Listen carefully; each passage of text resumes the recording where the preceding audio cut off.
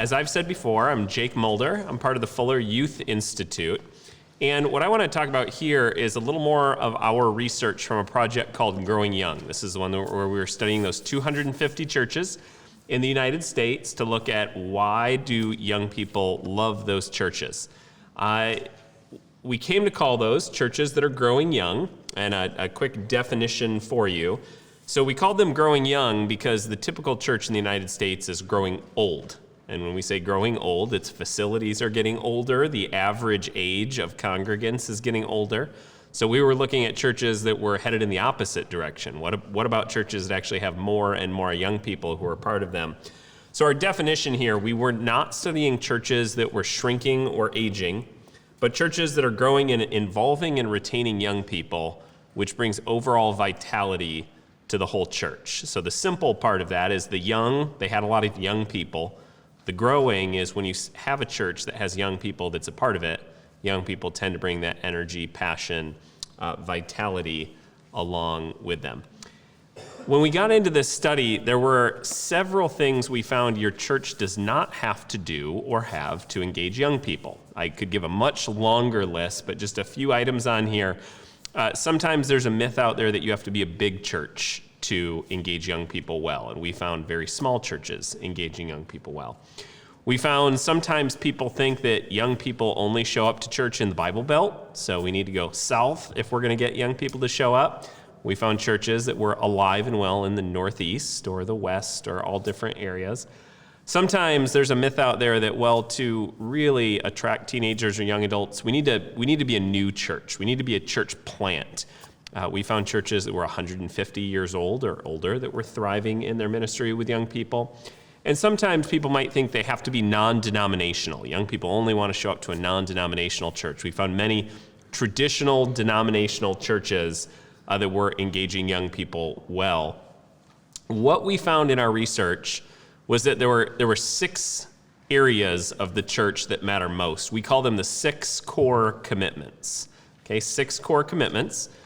This is a diagram that I'm just going to put up here very quickly. It names all 6. For the purpose of our discussion, we're just going to zero in on one of those. Okay, so I'll share the 6 quickly. We found that churches that engage young people well, they know how to share the keys with young people. So young people play a meaningful role. Working clockwise on that, we find that these churches know how to empathize with young people or step into their shoes. Continuing clockwise, these churches take Jesus' message seriously. They don't water things down, but they keep it focused on Jesus. The 4th one, which is what we're going to talk about here, is that these churches have a warm sense of community or warm relationships. The 5th, they make young people a priority across the life of the overall church. And then number 6, they know how to be good neighbors in their community. Now, if this is intriguing to you and you want to learn more, just search Growing Young, and there's more you can find online about it. But for the purpose of this conversation, what we're really going to do is zero in on this area of relationships and belonging within the church and ministry, and how do we work toward having strong relationships and a sense of belonging for young people. As I get into that, I do want to say, in this research that we did studying these churches, what we found is that growing young, the process of engaging more young people, it's not primarily about changing youth ministry, it's actually about changing your church's culture. And that's a way I want to get into this discussion. If you're thinking about, like, let's say first of all, you lean in the direction where I started in this first talk, and you're like, yeah, relational discipleship, radically focused on Jesus, sounds good. But then you think, okay, we need to figure out where we're going to get some young people. So you follow Kelly's advice, and you go and start to go to places where maybe you're a little uncomfortable, you're volunteering at school or attending a game. Well, let's say that there are some families or some young people who decide, hey, you're not as weird as I thought you were. In fact, you're loving and you care about me. Yeah, you're going to have some activities at your church. I'd love to show up. How do you make sure that your church is actually ready to welcome and engage those young people so that it doesn't just confirm their suspicion? Yeah, those people really are as weird as I thought they were, right? There's some awkward laughter at that one. I feel like maybe I'm touching on something.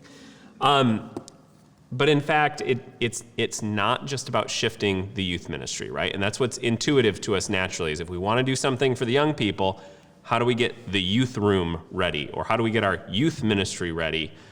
what our big takeaway was from this research is if you want to get your youth ministry ready, you really have to focus on your overall church culture.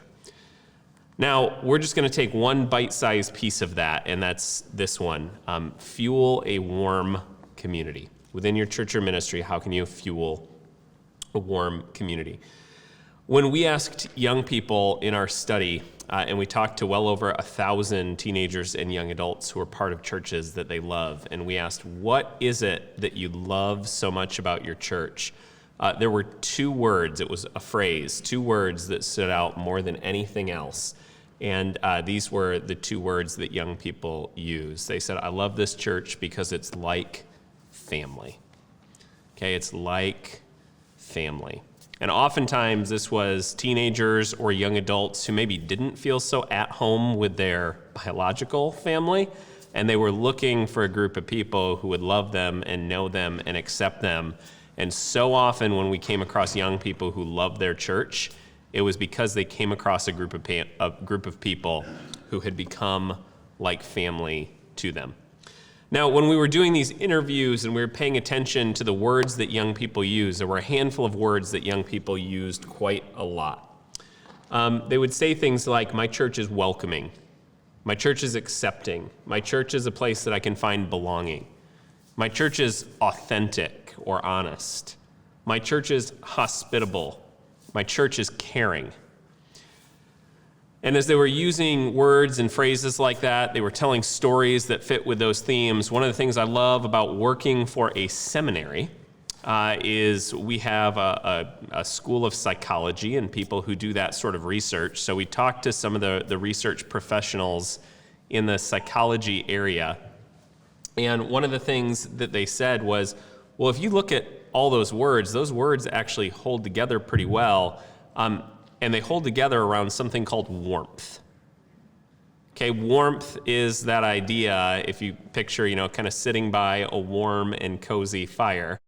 The idea that if you're sitting by a fire, right, it's kind of cozy, crackling, you're feeling that sense of warmth. Same idea for what we had young people talking about in our church. It's just that hospitable environment where you want to be. It feels cozy. It feels comfortable. Warmth is something that can be present in a church. Warmth is also a predictor of a whole lot of other positive things. If you are a parent or a grandparent, there's a lot of research done that if your kids feel a sense of warmth with you, that leads to a whole lot of other positive behaviors. Now, on the one hand, this is newer research. On the other hand, if we go back to Acts chapter 2 and we look at what was the early church doing together, they were eating together. They were sharing time in each other's homes, right? In some ways, we're just getting back to some of these things that maybe the church was meant to be about for a couple thousand years, and oftentimes we just lose sight of. Now, sometimes this sense of warmth and connection is something that young people were looking for with their peers, they wanted to have with friends, but just as often it was not with someone their age. So one of the churches that we studied was in Lansdale, Pennsylvania. How far are we away from Lansdale right now? 5 hours. Okay, so at least in this room, we're not too far away from Lansdale. So we studied this church in Lansdale, and I was in a room, and this often happened in our research, where I'm in a room with a group of 20-somethings, and I'm asking those 20-somethings, what is it that you love about this church? And at one point, one of them said, well, I like the worship in our church. And a few heads nodded. It was clear that some thought the worship was okay. Some really liked it. Somebody else said, I really like the mission trips that our church goes on. And a few heads nodded. Well, at one point in the conversation, one of the 20-somethings said, you know what I really love about our church? It's Bill Wallace. And almost every head in the room started to nod, and they started sharing some stories and some examples. And there was just this growing sense of energy as they started to talk about Bill Wallace. And they shared with us how Bill would sometimes show up and be sitting with the family. So maybe he took Kelly's course or something. He'd be showing up and sitting with the family at like an 8th grader's basketball game or a 4th grader's dance recital, or Bill would stop them in the hall on Sunday at church and just ask how things were going in their life. And we're a group of people who research youth ministry, and we thought, oh, well, we know who Bill is. Bill must either be the youth pastor of the church, or he's like a Young Life or Youth for Christ staff member in the community, and that's what he does. He does contact work, and he knows how to show up and invest in young people's lives. And they said, no, Bill's not the youth leader, and Bill's not in his 20s, or his 30s, or his 40s, or his 50s, or his 60s. They said Bill Wallace is 77 years old. Okay, so this is Bill, the real Bill Wallace, with a group of people from that church. And we thought, well, we need to get to know Bill. And as we spent some time talking to Bill, we said, Bill, do you have like a degree in adolescent development, or, how did you get into this work? And he said, no, it's a lot simpler than that. He said, I had an awful childhood. And earlier in his life, this was before he became a Christian, he just said, I did not have adults, parents or otherwise, who were there to invest in me. And he said later in life, and it was actually through the ministry of this church, he became a Christian, started to realize what it means for people to show up and be there and create Christian community. And he said, so I made a decision when I became a Christian through this church, there will never be a young person in this church who goes through life without knowing the love of Jesus through a caring Christian adult. And so Bill has about 30, 40 years of history in this church, where Bill has been known as the sort of adult who shows up in kids' lives all over the place. And in all the safe sort of ways that Kelly has talked about, in communication with family, those sorts of things. But generation after generation has gone through this church and experienced and known that people like Bill Wallace were going to be there. Now, that's a great story in and of itself. What's so wonderful is that the story doesn't end there. It's not just that Bill is a great isolated individual investing in young people. Bill leads a group of senior adults. They have a name. It's called Emmanuel's Brigade, okay? And we know that Bill has this group called Emmanuel's Brigade because he pulled out when we met with him. They have written a manifesto, and the manifesto is about being a group of senior adults who will take their time to invest in the lives of young people in that church and in that community. So Bill is the primary recruiter for volunteers in the youth ministry. We met with him, and just in case you have any false picture in your head that like Bill is a super hip grandpa figure or iPhone carrying with technology, I assure you he is not. And the reason that I can tell you that is when we met with him, he showed us that manifesto. And after he showed us the manifesto, we forgot to get a copy of it. So we were back in California. That's where I was living when we were doing this research. And we called and said, Bill, can you give us a copy of the manifesto? And he said, oh yeah, absolutely. What's your fax number? And we thought, good question. We need to track down a fax machine. And so we tracked down a fax machine, and lo and behold, the fax came through the next day, but it came through from the Lansdale Public Library because Bill had gone to the public library to send the fax to us. So I assure you, Bill is not just up with the latest technology or on TikTok, and that's the reason that the teenagers are connecting with him. Bill just has a history of showing up and demonstrating that long-term love and care. My guess is a handful of you can think of either a Bill Wallace in your church or a Bill Wallace who's invested in you in the past. And the wonderful thing is, it really only takes one, right? Like one caring Christian adult who stands out in that way. And those are people who we remember. They make an impression on us. I have great hope for the church if we end up having a whole generation of Bill Wallaces who choose to show up and invest in the lives of young people. From this research, something else that we looked at was churches that are engaging college students well. Okay, college students. This is often a difficult group for churches to engage and figure out how can we engage college students. What's interesting is when we asked those college students, why are you involved in your church? It was very rare that they pointed to a program in the church. Oh, I show up because of this ministry or that ministry. The vast majority of the time when they pointed to something, they were pointing to relationships. It's because I got to know someone or this person reached out to me. So again, in terms of engaging college students, most often it wasn't just a program, it was that sense of relationship. We think it's a myth then, and these are in many churches popularly held myths, that if you really want to figure out how to engage young people, you have to have a big budget. You have to have a contemporary worship service. Now I have that in quotes because I don't even know what contemporary means anymore, but whatever contemporary is for your church. Or you need to have some sort of off-the-charts cool quotient. Now I'm going to talk more about worship in a second, and specifically worship styles. But one of the things we found for young people, if these things didn't matter so much, if it wasn't just an attempt to be cool, what we found is that for many young people, this whole idea of being warm is in fact the new cool. Okay, warm is the new cool is one of the ways that we like to say it. It's figuring out how do we create that sense of acceptance, how do we create that sense of welcome, how do we create that sense of connection in young people's lives. Now let me balance that against this. So if I'm saying warm is the new cool, we spent time asking the pastors of churches the same questions we asked young people, which is, why do you think young people come here? Why do you think your church is effective with young people? When we asked pastors, why do you think young people show up to your church? It was twice as often that pastors would talk about music or the worship style. Let me say that the other way. It was half or less than half as often that young people would say, oh, I go to the church because of the worship style. So oftentimes pastors were thinking it's the music that young people are coming for.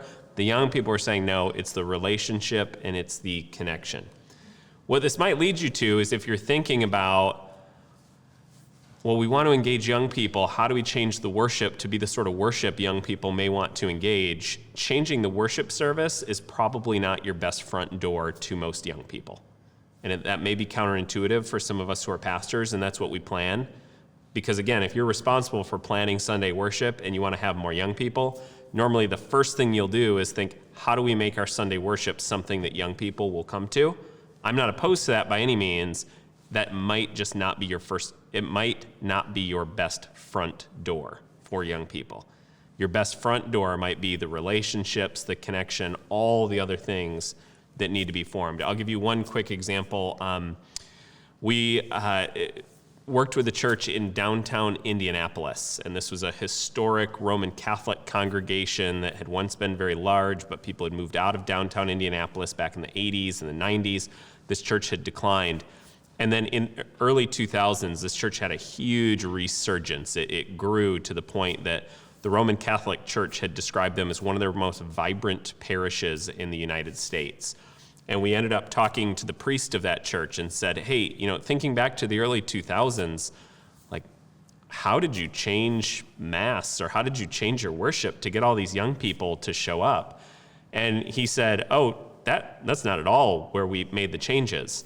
And we said, oh, well, like, what was the first thing that you did? And he said, we started something called Bible and Baseball. Okay, Bible and Baseball. And the idea was their church is right across the street from one of Indiana University's campuses, so in downtown Indianapolis. And then there's a minor league baseball team that's not very far away. Their church had a habit on weeknights. They would have like a barbecue and grill on the church property, and then the church would walk over to the game together. And what they ended up finding was it was almost exclusively older people who were doing that, but it was a well-loved ministry program that was happening in the church. Well, someone had the genius idea, what if we just put some flyers up to let the college students know that if they come and eat with us, we'll provide free food and they get free admission to the baseball game. And they did that, and in the first few weeks, a couple teenagers came to check it out. Well, over time, word spread pretty quickly that they started having a few dozen teenagers and then a few hundred teenagers. And what ended up happening, free food for the college students. Some of them might have been teenagers. But what ended up happening was the free food came with, you have to come and eat with us at the church. So of course, over time, they got to know each other. And then fast forward, when they would go to the game afterwards, all the seats were together, so you had some college students who were sitting by older members of the church. Relationships formed over time, and a handful of those college students ended up coming to the church. This was a church that in the early 2000s was getting ready to shut its doors. It had just declined that much. Today, it's a church of about 1,500 people. 1,000 of those are college students and young adults. And this went from a church that had almost no college students, almost no young adults. Again, Roman Catholic Church in the U.S. is calling that one of their most vibrant parishes. Their first step was not to change their worship. Their first step was, how do we get people connected just in the everyday sort of. Now, maybe minor league baseball is your thing. Just what does your church have? What are the resources? What are the assets? If it's time, Kelly's already given us some advice on what those areas might be. Interestingly, when we asked, this is back to the young people in those churches that we studied, when we asked them, how would you describe your church to a friend, right? Like if you were telling a friend about your church, what would you say about it? What's interesting, only 12% mentioned worship at all, and only 9% talked about worship style. So to say that another way, when we ask young people, hey, so like, what would you tell a friend about your church? 1 in 10 mention anything about the worship or worship style. For the vast majority of young people, the worship style is not the most important thing that's happening in the church. Some ideas that go along with this, if you want to move your church, your ministry in this direction. The first one is think about your worship gatherings. We wonder, how can we move our worship gatherings to be less like a theater and more like a family room? Okay, less like a theater and more like a family room. This does not mean you're required to get rid of your pews and put in couches.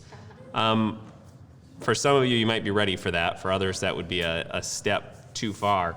What we're talking about is for the overall feel or connection of your worship. How can you create that environment that is maybe, I don't even want to say a little more casual, but a little more relationally connected? It's just got that feel that this is a place where people will spend time together. Many of our churches, if you still have people coming in person, and at least in many cases the way it was before COVID, you have people who file in, go into the parking lot, file in a few minutes after worship starts, worship finishes, file out, get in their cars, and go back home. I don't know that I would describe that as a community. That's a group of people who attend an event together, kind of like you would attend a show, a game, anything else. There's often not that sideways sort of connection. There was one pastor in our study when we were talking about these things, and he said this, I thought this was a good quote: excellence can be the death grip of warmth. Okay, excellence can be the death grip of warmth. And what he was talking about is in their church, there's such a high bar for everything to be so well done that it really squeezes out any ability for warmth and connection to happen. So just trying to think through what are the ways and places you can create the room for those sort of connections to happen. Rachel Held Evans was an author who was very much kind of a voice for millennial Christianity. She writes this, and I find these words helpful. Young people aren't looking for a hipper Christianity. We're looking for a truer Christianity, a more authentic Christianity. No coffee shops or fog machines required. If you were to attend a church conference that's put on by some of the larger churches, and you see they've got the laser light show, they've got the smoke machines, they've got all this going on, and you're thinking our church will never be able to afford that and never be able to do that, I just want to say that's just fine. For your church, lean into the things that you have. If you have a small group of people who can be an incredibly warm and supportive community, at their core, that's what young people need and are looking for more than the entertainment-based experience. A few other ideas that I'll offer here. One church talked about it this way.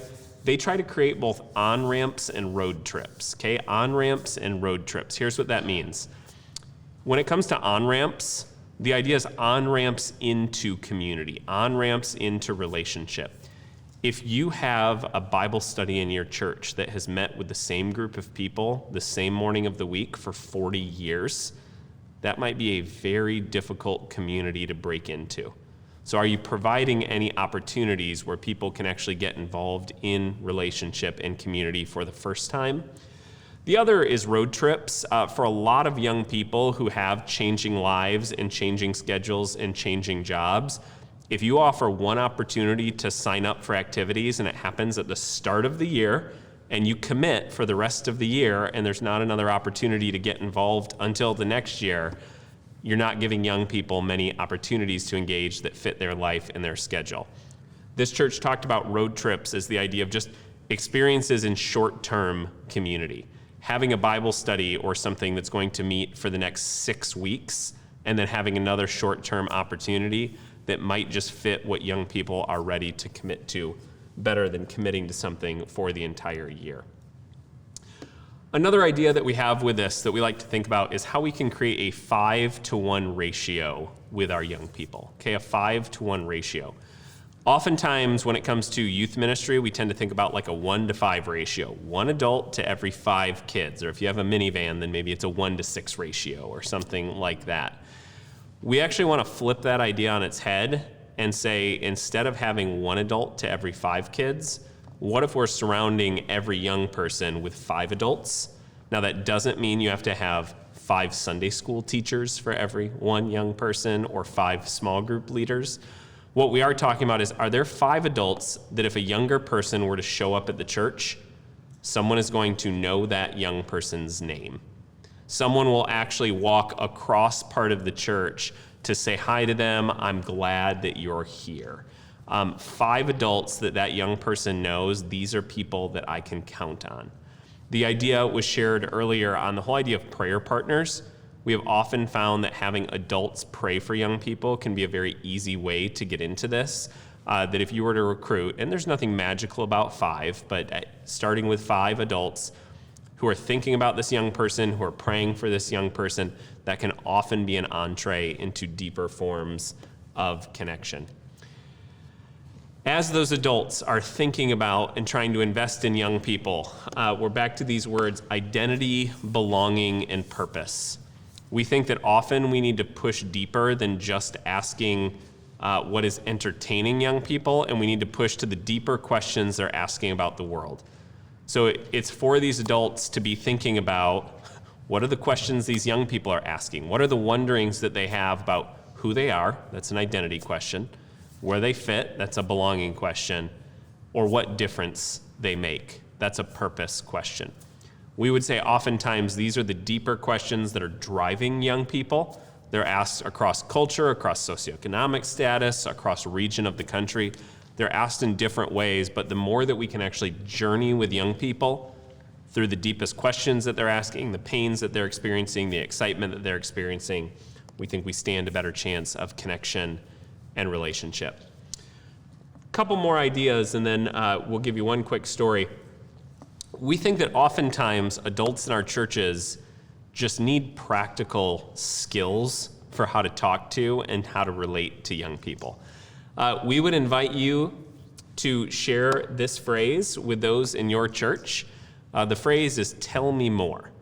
Okay, and the idea here is that if you encounter something from a young person that you're not sure about, something that makes you uncomfortable, something that you think you need to correct, responding to that, not just with correction, but with, can you tell me more about that? Can you help me understand why you see things that way? Now, this is a very different phrase than one that I would imagine some of us are maybe a little more used to using, which is, when I was your age. Right? When I was your age. Every once in a while that's used as an invitation to conversation, but I would say more often it's, well, when I was your age, we knew how to, or when I was your age, we had to, or when I was your age, we knew that we were supposed to. That can often have a very different posture than this phrase, tell me more, keeping the conversation going. The last idea that I'll offer is we think a game-changing question throughout the life of the church is asking, how could young people be involved in this? Okay, how could young people be involved in this? There are times where the answer to that question is, yeah, this probably isn't a great place for young people to be involved. But we have found that in different activities that you have going throughout your church, if you'll just regularly ask that question, We haven't previously considered ways young people might be involved in this area, but could this actually be something for multiple generations?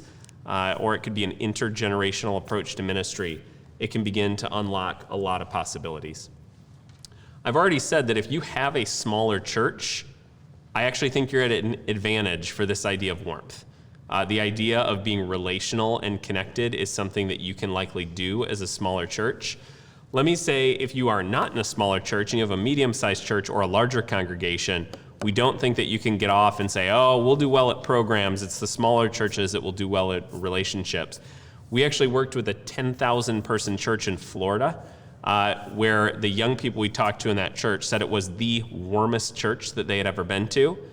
And the way that they did that is they had grown very large by finding a way to grow very small at the same time. So this church of 10,000 people was just a church of pockets of 10 people here, 15 people here, and they actually had built into their structure, how are we going to help people get to know each other and connect in much smaller groups? So again, very large church made up of multiple small communities.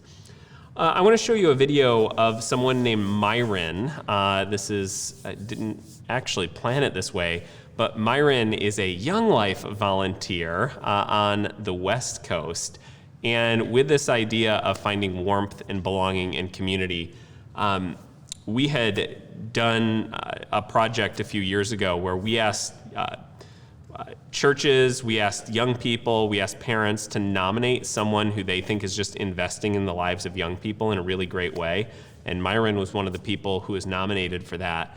And because of his story, we just wanted to capture it on video and share a quick example of what it looks like when those warm relationships are taking place.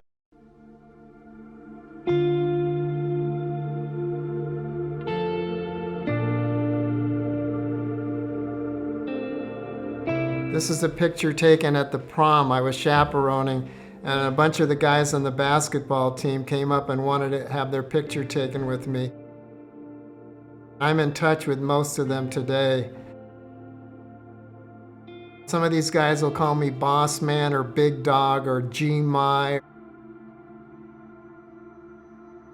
There was a 10th grade boy who asked one time, would I meet with him to do a Bible study? So I did every week for 3 years, and he's now 35, living in Dallas, and we're still in touch, and he comes to see me whenever he's in town.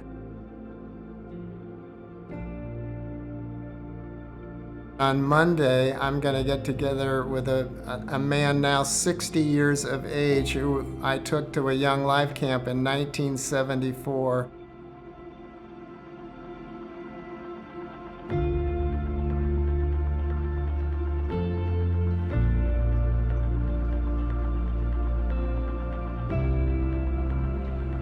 I got a direct message from this girl I'd never met before. She said, "Hey Myron, you don't know me, but I just wanted to say I admire you. You changed so many lives for the better and help people strengthen their faith in God. I know you're going through a tough time, but just know everyone loves you and is praying for you."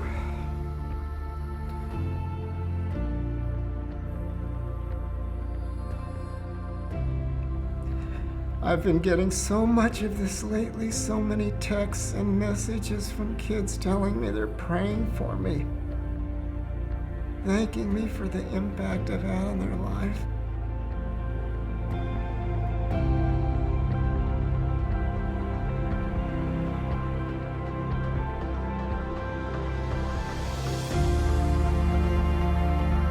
Kids sometimes will say nice things about me, and I have to say, whatever kindness or goodness you see in me, it's all because of Jesus in me.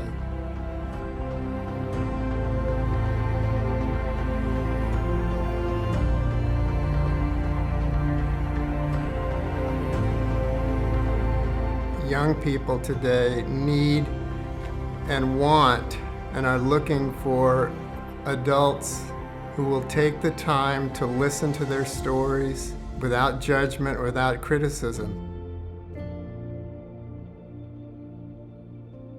And I realize that through contacts with adults who really care about them, there are opportunities to share the love of Jesus with them.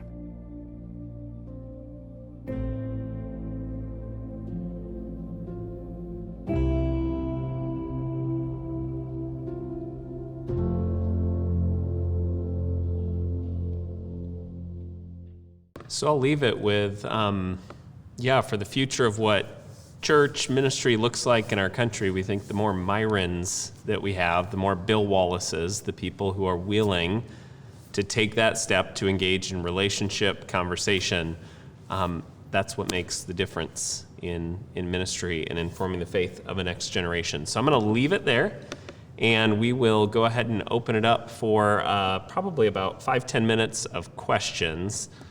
I really liked what you talked about with the on-ramp ideas.